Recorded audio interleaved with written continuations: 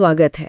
आज का सवाल जरा गहरा है ना? हाँ, बिल्कुल। क्या ये मुमकिन है कि हमारा मन मैं से, मतलब वो जो एक एहसास होता है ना, मैं हूँ, उससे पूरी तरह खाली हो जाए? और सिर्फ ऊपर ऊपर से नहीं, बल्कि एकदम जड़ तक। हाँ, बिल्कुल।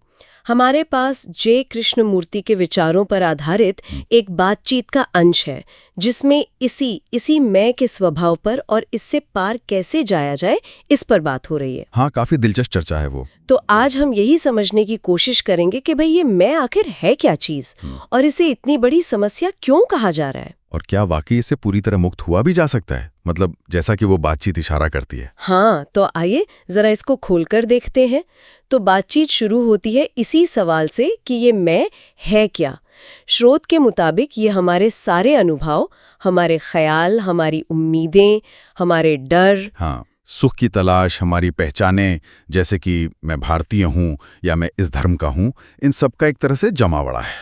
मतलब हमारी चेतना में जो कुछ भी भरा है वो सब। बिल्कुल, वही सब मिलकर ये मैं बनता है। और यहीं पर एक बहुत बड़ा दावा है उस बातचीत में। क्या दावा है?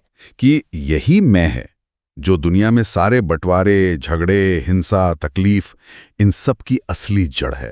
ओह, मतलब जब तक ये मैं है तब तक असलियत, या जिसे वो सच्चाई कहते हैं, हाँ, वो पूरी तरह से सामने आ ही नहीं सकते। ये मैं एक फिल्टर, एक पर्दे की तरह काम करता है हमेशा। अच्छा, तो अगर ये इतनी बड़ी समस्या है तो फिर इसे हटाने का, इससे मुक्त होने का कोई तरीका भी बताया होगा, कोई प्रक्रिया, कोई साधना? यहीं पर बात थोड़ी अलग हो जाती है। बातचीत में बहुत जोर देकर कहा गया है कि इसे हटाने का कोई तरीका, कोई प्रक्रिया, कोई मेथड है ही नहीं। कोई तरीका नहीं? ये कैसे हो सकता है? मतलब बिना कोशिश के, बिना किसी अभ्यास के? हाँ, वो कहते हैं कि इसे वक्त के साथ धीरे धीरे किसी प्रैक्टिस से या अपनी इच्छा शक्ति से या कोशिश करके खत्म नहीं किया जा सकता। लेकिन क्यों? ऐसा क्यों कहा गया है? तर्क ये है कि अगर मैं ही इसे खत्म करने की कोशिश करेगा तो कोशिश कौन कर रहा है? मैं ही कर रहा हूँ। बिल्कुल, तो मैं तो बना ही रहा ना, वो तो बल्कि और मजबूत हो जाएगा इस कोशिश में। हाँ, ये बात तो है।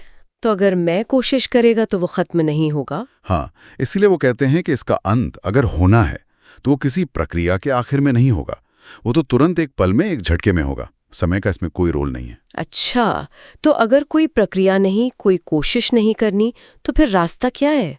फिर करना क्या है? यहीं पर वो देखने या अवलोकन की बात लाते हैं, परसेप्शन। देखना? इसका क्या मतलब है यहाँ? इसका मतलब है चीजों को बस देखना, ठीक वैसे ही जैसी वो हैं, बिना अपनी राय मिलाए, बिना विश्लेषण किए, बिना शब्दों या विचारों का लेबल लगाए। जैसे? कोई उदाहरण?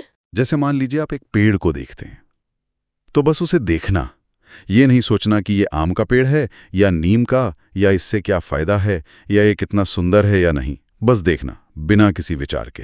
सिर्फ बाहर की चीजों को ऐसे देखना? नहीं, बाहर की चीजों को भी, और सबसे जरूरी खुद को भी। खुद को देखना मतलब अपने विचारों और भावनाओं को? हाँ, खुद को ठीक वैसे ही देखना जैसे हम असल में हैं। हमारी चालाकियां, हमारे अंदर का पाखंड, हमारे डर, हमारी भावनाएं जो पल पल बदलती हैं, उन सबको देखना, बिना ये फैसला किए कि ये अच्छा है या बुरा, इसे बदलना चाहिए या नहीं। बिना किसी जजमेंट के? बिल्कुल, बिना जजमेंट, बिना विश्लेषण। इसी को वो आत्मज्ञान या सेल्फ नोइंग कहते हैं, खुद को जानना जैसा है वैसा। लेकिन क्या ये देखना अपने आप में एक तरह की कोशिश या मानसिक कसरत नहीं बन जाएगा? मतलब ध्यान लगाने जैसा? यहीं पर फर्क है। स्रोत के अनुसार ये देखना कोई प्रयास या कसरत नहीं है, बल्कि एक सहज, एफर्टलेस क्रिया है। और सबसे क्रांतिकारी बात यह है कि यही देखना अपने आप में मन को खाली करने की क्रिया है। अच्छा, मतलब देखने से ही मन खाली हो जाता है, अलग से कुछ करने की जरूरत नहीं? हाँ, दावा यही है। जब हम मैं की असलियत को, उसकी सीमाओं को और दुनिया की हकीकत को, जैसी वो है, हिंसक, सुंदर, जो भी, इस तरह सीधे सीधे देखते हैं, बिना किसी बचाव या बहाने के, तो ये देखना ही मन को उसके कंटेंट से, उसके बोझ से मुक्त कर देता है। ये सुनने में बहुत सीधा भी लगता है और मुश्किल भी। इस तरह का देखना संभव कैसे हो? इसके लिए वो चुनाव रहित जागरूकता या चॉइसलेस अवेयरनेस की बात करते हैं ना? हाँ, बिल्कुल। क्योंकि जहां चुनाव है, वहां पसंद नापसंद है, वहां द्वंद्व है, वहां प्रयास है। सही बात है। जागरूकता चुनाव से पहले आती है। ये बस सजग रहना है, बाहर क्या हो रहा है और हमारे अंदर क्या चल रहा है, उसके प्रति, बिना ये तय किए कि मुझे ये पसंद है, वो नापसंद, ये सही है, वो गलत। बिना किसी फिल्टर के बस अवेयर रहना। हाँ, और ख़ास तौर पर विचारों के हस्तक्षेप के बिना। क्योंकि विचार क्या हैं, वो तो या तो अतीत की यादें हैं या भविष्य की कल्पनाएं, है ना? वो वर्तमान का सीधा अनुभव नहीं है। तो बिना विचारों के बस जागरूक रहना। तो अगर मैं इसे ठीक समझ रही हूँ, ये पूरा नजरिया ये कह रहा है कि मैं से मुक्ति किसी लंबी चौड़ी प्रक्रिया या मेहनत से नहीं मिलेगी, नहीं, बल्कि वो एक अलग तरह की जागरूकता से, एक सीधे देखने के एक्शन से मिलेगी, जिसमें हम चीजों को और खुद को भी बिना किसी मानसिक लाग लपेट, बिना जजमेंट के बस देखते हैं, और ये देखना ही अपने आप में मुक्ति है। हाँ, संक्षेप में सार यही है। ये कोई भविष्य में मिलने वाला इनाम नहीं है, बल्कि ये देखने का जो कार्य है वही अपने आप में मुक्तिदायक है।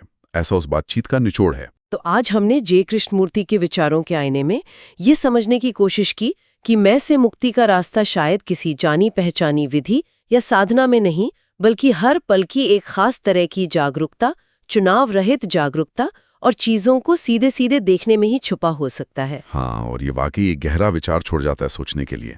अगर बिना मैं के फिल्टर के देखना ही कुंजी है, तो हम अपनी रोजमर्रा की जिंदगी में अपने ऊपर लगे इन जाने अनजाने फिल्टर्स को पहचानना कैसे शुरू कर सकते हैं? ये एक बड़ा सवाल है। और किसी इंसान को या किसी हालात को पहली बार, सचमुच पहली बार, अपने अतीत के बोझ और अपनी पहचानों के रंगों के बिना वास्तव में देखने का अनुभव आखिर कैसा होगा? ये सोचने वाली बात